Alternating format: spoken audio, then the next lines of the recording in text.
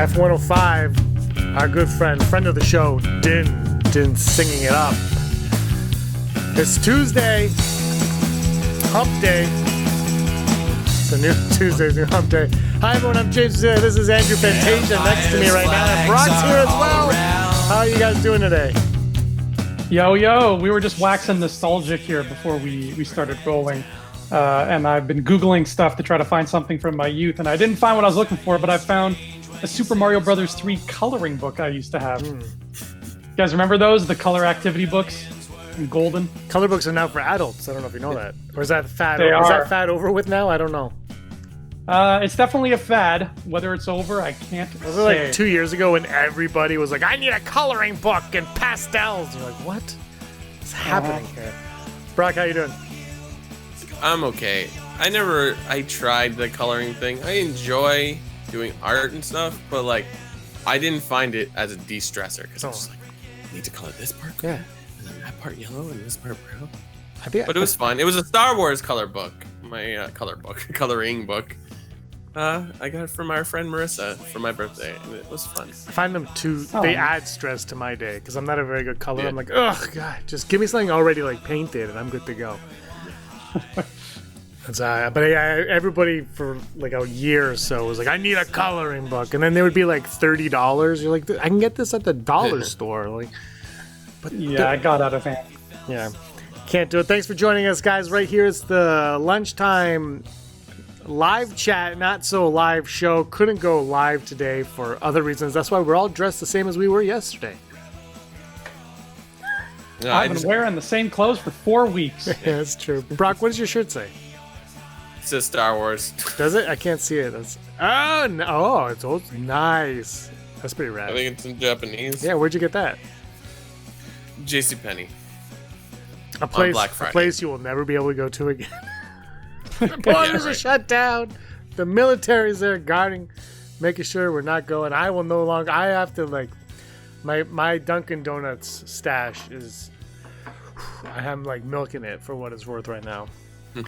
That's what I miss the most about visiting the United States of America. This is the Rebel Scum podcast, flying casual show. There is a live chat beside us, so feel free to talk along. It should be a lot of fun today. I wanted to talk about possible directors coming in to take on Star Wars because we have downtime right now. Star Wars has downtime. And, hopefully people are getting the wheels spinning, and the thought process going to create new and exciting Star Wars Disney Plus series and feature films and whatnot. And I wanted to talk about possible directors coming in, but not like it's not like, well, Spielberg should direct, nothing like that, like lower key than that. And the reason why I thought about that was I was thinking about the hiring of J.D. Dillard coming in, and before that with Josh Trank and Ryan Johnston even, and Gareth Edwards, and those kind of directors who, Gareth Edwards was coming off of a huge Godzilla when he was hired, but Ryan Johnston was kind of hovering in that, like Looper, I guess, was a little bit above his indie stratosphere, but he was kind of hovering. So I was thinking, what other directors could come in and kind of fill that void, fill that spot that Ryan Johnston and Josh Trank obviously never got to do it, but he was coming off of Chronicle, and that was exciting at the time, obviously. And then Colin Trevorrow was Jurassic World, but before that was Safety Not Guaranteed, and that's what kind of got him the Jurassic World. And I love Safety Guaranteed. I don't know if you guys have seen it or your thoughts on it, but I love that. Great movie.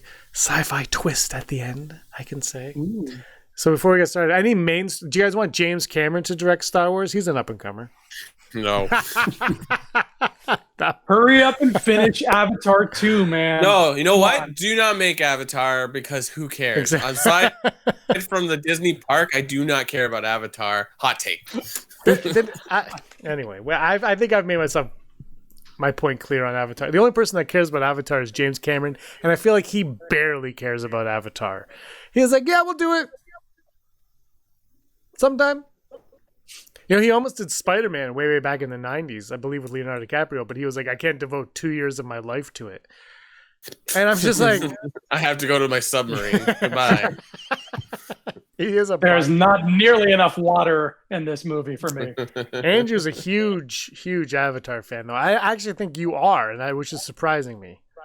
I am a fan of Avatar. That movie that took me right back to like 80s action movies. It just put a big smile on my face and I loved it. So I have not been like pins and needles excited for the sequel, but I've been like, I can't wait for that sequel to get here because I'm gonna dig it. And when I heard there's gonna be 4, I like Andrew likes that. Andrew likes that very much. But I feel like we're gonna get that movie the same day that we get the next Game of Thrones book, which is yeah. I think that's what makes me angry about the Avatar franchise, because like there's only been one movie and it's just taking. It's like we're gonna make 4 more. I'm like, maybe you just make a second one first and then go from there. I just remember I saw it with Rob in the theater, and it disgusted me in every way. It was I liked the 3D, but everything else about it offended me greatly.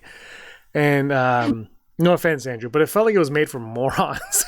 It was like a beat by beat, paint by numbers story. I was just like, oh god, I've seen this crap. It totally was. But it wasn't. I don't know. And then it was. I don't know. There's nothing about it that I enjoyed except for the 3D.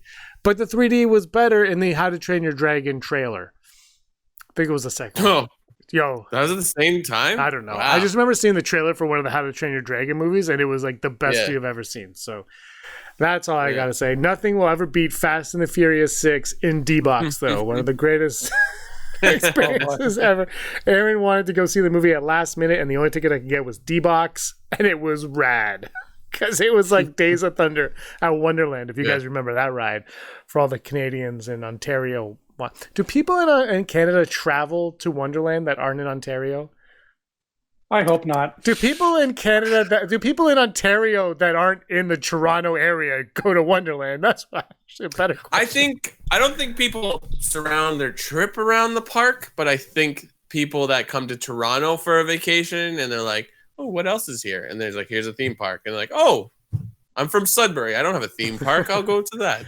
For those of you that don't know, Canada's Wonderland is actually in Vaughan, which is the city above Toronto. That's right. A city above Toronto. Above. I used to live gripping stuff. Very close to there. You do. You used to live. You used to live very close to You used to live in Woodbridge, where you could probably still find yeast. I'm pretty sure that city's made out of yeast. Woodbridge has not run out of yeast. They're like, we need more, and that's on a regular Monday. Forget it. All right, let's start talking about some directors right now. Andrew, who do you think would be a good low-key filmmaker to come in and create a Star Wars picture? Oh boy. Well, he's not low-key anymore, but I can't remember what he's done most recently, so maybe he's kind of faded. But Matthew Vaughn, man, I love everything Matthew Vaughn does. I legitimately, I can't remember the last thing he made. Oh, I know. It's like not even low-key a little bit. But I love that dude. Like what he did with First Class was so impressive to me. That was one of the first movies, I think, where I started noticing how good directing can be. I think before that, I wasn't really paying attention to that kind of thing. But after that, I was just like, Matthew Vaughn needs to be in my life more. So let's see what he can do with lightsabers and X-Wings and whatever ship it was Paige Tico was driving. Give him those. Just those. I'm not even commenting on Matthew Vaughn. That's like... Brock. I think Tom Hiddleston should make a Loki movie where he plays Loki, and they're like, "Hey, yo, I got a plan, but you gotta keep it low-key." I made that joke yesterday. Oh, look at this guy! You got some time on your hands. 20 minutes ago in my time. I don't know. I feel like I'm just gonna repeat like 2 or 3 other times we've already done this. Thinking back to like one of the first times we talked about this, I want to say who is it? The Duffer Brothers that does the Stranger Things, the Duggar Brothers, Duffer Brothers. They make a universe. Obviously, I mean, it's sci-fi. It's not exactly Star Wars sci-fi, but I mean, there's reference, I think, to Star Wars a few times. So, and the 80s aesthetic is definitely there. So like, I think it's fun when they try to make that reference point of fashion, like they do in Mandalorian all the time. It's sort of like, even though this is 2020, is that the 2020? I think it's nice to have that extra detail because you don't have to do that. But yeah, I'm Stranger Things is definitely one of those series that's really engaging, and it's just like, oh, it still hasn't really let me down, I think, at any point. So yeah, I've enjoyed all Stranger Things too. I think some people found the second season, I guess, but I like this. I find that it just kind of flows. Like the series has this flow to it, and I think, and I like the week to week, like Mandalorian was weekly, but I think something like Stranger Things works all at once. Yeah, as a giant movie more so. Yeah, like I would say the last season of Stranger Things was pretty well a movie. Yeah, that's like it felt like a movie. Yeah, which is the only thing I don't like about everything being dropped at once is you watch it on Friday and I watch it 3 weeks later and we can't talk for 3 weeks. Right. It's like, stop it! I don't even want to look. And then the memes are out. It's like Hail Hydra. Like, no, I was in Cuba when the Winter Soldier came out, and I came back to Hail Hydra memes. I'm like, I don't know what the hell's going on. Aaron, we got to go see this movie. And I was like, this is so good. And then when they said Hail Hydra, I'm like, I get it. I get it now. I'm going to go. I don't know. Have you guys ever seen The Last Black Man in San Francisco? No. I've been wanting to watch it. It's so good. It's on Crave, Brock. Check it out. Andrew, you have Crave, right? No? Yes, no? I do, yeah. Watch it. It's on Crave. Joel Talbot.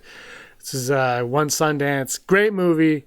Highly recommend it. So I would Joel Talbot. I would like someone like that. Like, I don't know. They just probably a Disney Plus series would be better because Star Wars fans are horrible when it comes to theatrical releases and they'll eat them alive.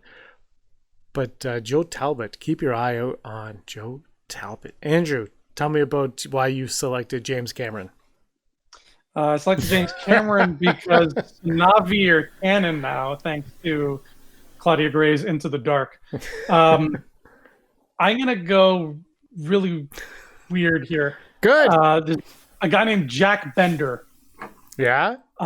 Jack Bender was you know how some TV shows have they'll have a bunch of directors, but for the big special episodes or like the finales or season openers, they have like the one director that they kind of use for those ones. Jack Bender was that director for Lost. And Lost was so heavily influenced by Star Wars, particularly the big mythological themes of the story. And he kind of delivered those big, heavy episodes with the sense of adventure and the sense of fun that Star Wars has. I don't know what he's done lately. Again, I can't really name much of his recent work, but the guy nailed every Lost episode he did. So let's see what he can do with the ship that Paige Tico flew. The prequel to Paige Tico's ship. Brock, what about you? A Star Wars story. I chose a director that kind of was involved with The Mandalorian that hasn't really been somewhat talked about. Rick, I always screw up his name. Famuyiwa. Dope. He directed Dope, and that was one of my favorite like indie films from a couple of years back. Like I feel in my adulthood, every year there's a couple of movies that I get super excited about. And Dope was such a good movie. Enough people don't talk about it enough. But yeah. That was a great film, and it was so I don't know. I don't like saying something's unique because I feel like nothing is unique anymore. But it was fun, and it's just rewatchable. So perhaps he can do stuff in it. He's in which episode? Did he not direct something in Mandalorian? Yeah, he's in an episode. The Egg, my favorite, the Egg episode, and episode 6 with Bill Burr. Yeah, both really good. Yeah.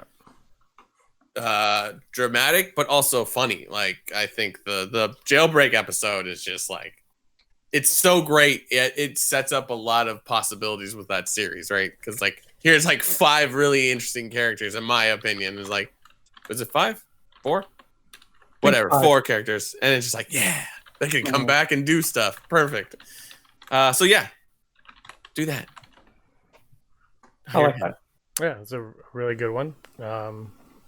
Because Dope was dope. Yeah. Oh, I went there. Okay. I went there. I just watched this movie on Netflix called Uncorked. Brock, you'll appreciate it. It's about wine. But the director's name is Prentice Penny, and it was a great. It was it was supposed to be a South by Southwest, but obviously that's not happening. So this is something I would like to see direct start as I choke here on my lunch because it's lunchtime. That's someone I thought it just looking at it, I thought it was beautiful looking. The soundtrack was phenomenal, which I think is something when you think of Star Wars, John Williams' score is so influential to what you're feeling when you're watching it. And so maybe somebody making a movie about wine, about becoming a sommelier, doesn't make sense for Star Wars, but the use of music was so impactful in that I would like to see his hand at the wars for sure. There you go. Yeah, like I was like, oh, I know that name, and he's like producers on a lot of big shows, like not big shows I liked, like Happy Endings. I see right away, Brooklyn Nine-Nine. So, and he's got such a unique name that it's like Prentice Penny. Yeah, I know. Prentice Penny is like I saw that. Prentice? Prentice? I don't know. I really don't know. It's a good question. It's a great one. It's like if you ever watched, I think it's Parks and Rec, and also Brooklyn Nine-Nine. One of their producers is Norm Hiscock, and I'm like, and it's just like, is that intentional? It's amazing when like the credits of something catches your attention. So. That's true. Yeah. Anyway, Fantasia. What about you? Oh boy. Okay. All right. Hear me out on this one. Ryan Coogler. Andrew, you're really failing at the up and coming, but go for it. I know. I'm sorry. I'm trying to think of like directors who I know who aren't big, and there's not a lot. I don't know the little ones. I'm sorry, but Ryan Coogler, not because of Black Panther or Fruitvale Station, but because of what he did with Creed. And I think he took a very 70s franchise, made a sequel to it in the modern era, and it felt somehow timeless. It felt like you could watch it right after watching Rocky 1, and they feel like they're in the same universe. The music is consistent, the themes are consistent, and it has like that sort of saccharine Hollywood quality that movies today don't have, but movies in Rocky's time did. He maintained that. He understood that. And Star Wars is also a very old school kind of thing. It is timeless. That's what it's known for, is being timeless. But let's face it, it's timeless, but it's from a time where things were different. You don't find movies like that anymore. And I think Ryan could do a good job of maintaining that, making it feel seamless, making it feel like it was like no time has passed at all, and it's still 1977. And that could make for a really popular movie because look how well Rogue One did. Yeah, true. Ryan Coogler, yeah. Brock? Mm-hmm. Oh, this is a big one. He's prepared. David Filoni. I have no follow-up. Oh, that's the definition of an up and coming. Brock's list is just Mandalorian directors. Awesome. David Filoni. No, and it's just, I mean, it's sitting right there, and they are giving him opportunities to work on stuff, and perhaps all what he's doing right now is all he wants to do, but like I can't, like Rebels, the last two seasons of Rebels is just like wow.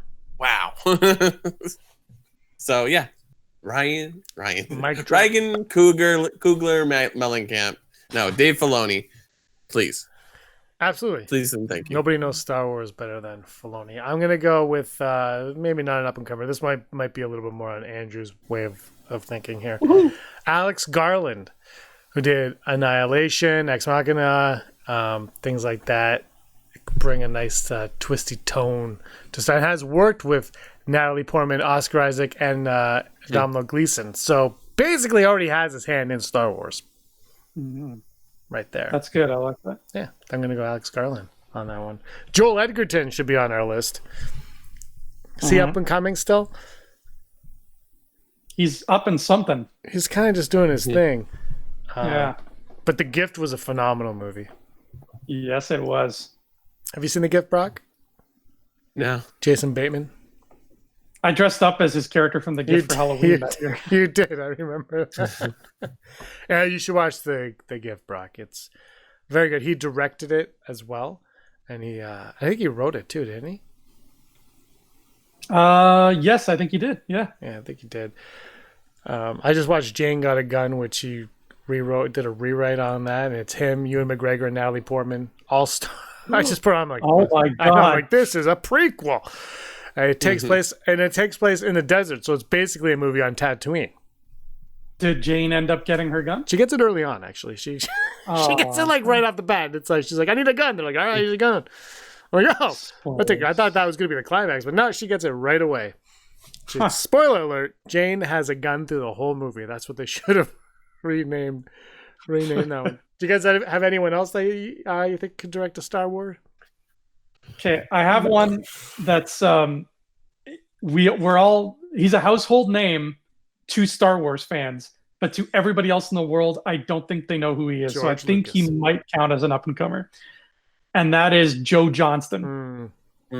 Why has he not done one yet, or like pitched one yet? Well, he did. Well, Captain America, Rocketeer, Jurassic Park 3. I think he's had his time in the maybe he's done with it. I think, look, if he should have got the Boba Fett movie. I think he created Boba Fett. Yeah, true. So yeah, Joe Johnston's there. But yeah, he did Captain America 1, Jurassic Park 3, Rocketeer.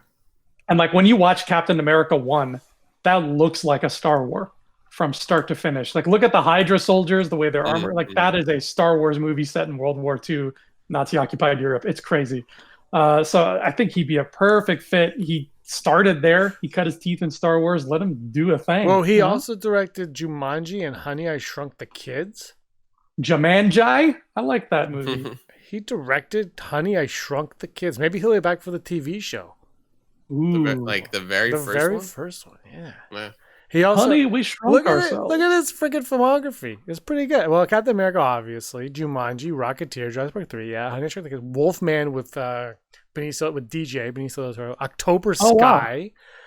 The Nutcracker, that wasn't very good. The Battle of the Four Realms, I'm sorry. Hidalgo. Oh, he did that too? Yeah. He did The Adventures of Young Indiana Jones. Something called Shrunk. That's it. Yeah, it's an option. I mean, I think Boba Fett would be they should let him do like an episode of The Mandalorian just for funsies, because he basically created that look. Well, if there's an episode where Boba shows up, there you go. No, okay. Rural Farm Boys in the chat saying Boba Fett's dead. Is Boba Fett dead, Brock? I don't know. I keep saying, like, just keep it in your back pocket that he possibly is alive. But, like, that show does not need Boba Fett to show up at any point. No, and Cobb Vanth, I believe, is the name of the character in Star Wars now who wears the Boba Fett armor. I believe his name is Cobb Vanth. I believe he has it from the Aftermath novels. I think we learned that. Oh, okay. I was like, what is this? Yeah, this is a long time ago. I believe that's how it... In a galaxy far away. Yeah, I think that's how it is. I hope he's gone. Before we wrap up today's show, any thoughts on the Michael Biehn casting on The Mandalorian? Have you seen the image, Brock, and Andrew, from Making Star Wars of what he might look like? Do you think... Let me leave it this way. Do you think he is the character seen at the end of the Ming-Na Wen episode? I hope not, man. Why? I really want that to be CAD Bane. Maybe he's playing CAD Bane. If you're going to go through the trouble of not showing a person's face, let it be a character that we're familiar with. You know what I mean? My problem with that scene now is that it doesn't seem to link with anything else as of yet. You know what I mean? Like, we saw it and we're like, oh, and then there's no attachment to any other episode, which is fine. And I'm sure they'll find a way to do it. So it's like, yeah, that's really satisfying. But like, it just, right now it seems like, oh yeah, I forget about that scene. Because then the next couple episodes are like, here's Moff Tarkin, and like, he's got all this other stuff. And it's like, there's no point where it's like a flashback to him walking away, because a lot of people thought it was him, right? Yeah. So yeah, I'm all for it though. Is the character not wearing a cape of some sort or a cloak? Yeah, something. Yeah. So CAD Bane, I don't know how that works unless he's wearing a duster. But I always got more of a cape kind of vibe. Who knows? Maybe he's into capes now. I don't know. He could be. Fashion changes. But like Michael Biehn, I don't know how to feel. I mean, Kyle Reese. Apparently, what's his character in Alien? Not Bishop, is it? No, that's Bishop's Alien. No. But apparently his character is going to be according to Making Star Wars, his character is based off of all those 80s characters. I think his name is like, his code name is like Huckleberry or something, and he's going to be very similar to his character from Tombstone. I just sent you guys the picture from Making Star Wars of the leaked artwork.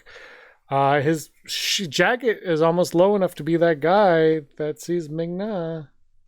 Looks like he could work for the Shredder. Yep. See, this guy, this looks cool. And if Michael Biehn is playing this guy, I'm down for that. But if this guy is the guy who approaches Fennec Shand, I feel like that's a bit of a letdown.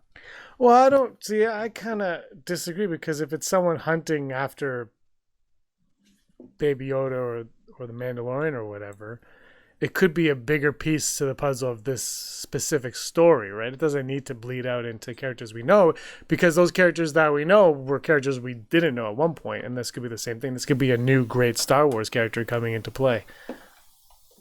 Yeah. Is this Lumberjack Jim who drew this picture? I think that's official leaked. I believe it's official. It's not. It's unofficial, but it's actual leaked art. I don't hate it, but also I feel like this is costume of someone you would just see in the background of a Star Wars thing. Well, that's what it would be, right? It would be that kind of character probably, who now is at the forefront, is now a bounty hunter. Maybe, I don't know. He's probably somebody. I don't get it. It's probably somebody who worked on the Death Star going, "Boo," and then he's like, now I'm a bounty hunter. I get what I mean is, like, I feel like this is like, oh, we had an extra costume in props, so why don't you just wear this? This doesn't overly excite me. It looks like a Star Wars costume. But actually, I think he looks like the Juggernaut, baby. But but recycled, isn't that really what the Mandalorian has been with their wardrobes? It's all just recycled wardrobes on the Mandalorian. No, I'm not fighting the aesthetic. This doesn't excite me, like, at all. It looks like something you'll see in the show. I don't know. I know this is I'm making a weird point, but just like, I know what you're saying. It's not the like darker brown, like, of everything. I think is always a bad choice in this type of movie, because you don't stand out, which is like. Well, that's the other thing too. Is this is just art. Mm-hmm. Who knows what changes always happen, right? Like, you never know. This could even, who knows? This might be an initial design that they've revamped completely, for all we know. But I'm guessing he's going to look like that, because what this picture tells me is it looks exactly like you said. They had something similar in props already, and it was cheap to put together, and it could fit if Michael Bihn's schedule wouldn't allow it. It could fit anybody. What has Michael Biehn been in recently? What has he been in? I know he's a busy actor to an extent. I just don't know what his current success are. Is he still doing a lot of action films, or is he like relegated to like shows, like procedural shows and stuff like that? You know what I mean? Like, I think so. Kind of actor. Yeah, I think he's become a procedural guy and like a nostalgia guy. In cases like no disrespect on that. I just like, what? And I could have. It's almost as if I could have looked it up myself prior to this, but yeah, like, he's had such an interesting career. It's like, oh, cool. I feel like The Mandalorian's becoming that show where they're like, look at all the fun things we've thrown in. Look, we have this director and this director and this director, and we're all friends. Like, it's okay. Like, the show on its own is exciting. Like, yeah. It's a good way to bring people in initially, but I don't think The Mandalorian is in any danger of not being successful for a second season. Mm-hmm. At least for the first like few episodes. So that premiere is gonna break the internet again when it comes out, like the first one. Oh, yeah. Can't wait to have to wake up at 4 a.m. to watch TV again. Woo! You can just wait till 6. No, you can't, because everybody spoils it. There's like no respect from Mandalorian fans on social media. They're like, the show's out, Mando dies. You're like, listen. You get up in the morning, you go to your TV, you turn on Disney Plus. That's what I'm saying. I don't want to. You just watch it. No, that's what I. The end. That, you don't go on your phone. But that's what I did. I'm just saying, if I wait till I had to wait a couple times until night, and then you're like, well, I'm going dark today and then you would go like somewhere. Someone's like, did you see what happened? I'm like, shut up. Like, you don't have to spoil it the second it comes. People are watching it. There's nothing to show off about. We all have Disney Plus. We all have it. You're not bragging to anybody. We're all going to watch it. It's not like you were invited to some special premiere to see it. We're all going to. Anyway, I'll be up at 4 o'clock to watch it anyway. That's going to happen. I hope it's fun. I can't wait for it. It's going to be a good time. It's going to be a good time. It's going to be a good time. It's going to be Gamorreans, James. Yeah, that makes me the more excited than anything else. Is the Gamorrean guards return apparently naked, which is exciting. Finally naked. Yeah, finally naked. Will any of them be force choked? That's the question. All right, let's wrap this up. Andrew, any last words? Alabaster. Andrew wants this little director called Francis Ford Coppola to make a Star Wars movie. Yeah, I've heard of him. Rock, any last words? Didgeridoo. Don't. I'm surprised Andrew didn't have any directors from Westworld on that list. I was going to go with Westworld's version of Jack Bender. There's this guy named Frederick E. O'Toole, but I went with Jack Bender because Lost is very Star Wars. And that's isn't that your favorite show of all time? Yeah, pretty much. All right, Andrew, Brock, thanks for joining me at lunch today. What did you guys eat? I didn't. All right, guys, thanks for joining me. Thanks for talking on the live chat, everybody. Give us a like, give us a subscribe, all that fun stuff. We'll see you soon. Until then, may the force of others be with you. Hey scumbags, thanks for watching. Don't forget to give us a thumbs up on our video. As always, please subscribe to our YouTube channel, Rebel Scum Podcast, for all the latest videos.